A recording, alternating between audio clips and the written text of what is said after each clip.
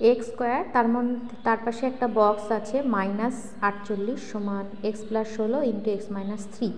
শূন্যস্থান পূরণ করো, অর্থাৎ এই বক্সের মধ্যে কী হবে সেটা বসাতে হবে। তো প্রথমেই চলে যাব সমান চিহ্নের ডান পাশে x plus 16 into x minus 3, এই দুটো গুণ করে ফেলি। এক্স এক্স গুণ করে x square minus 3x plus 16x plus মাইনাসে মাইনাস 3 ষোলো 48, তাহলে পাচ্ছি কত x square.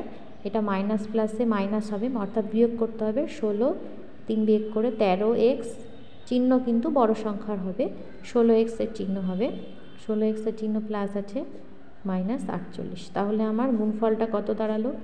X square plus 13x minus 48। তাহলে এই বক্সের মধ্যে কী হবে? Plus 13x minus 8।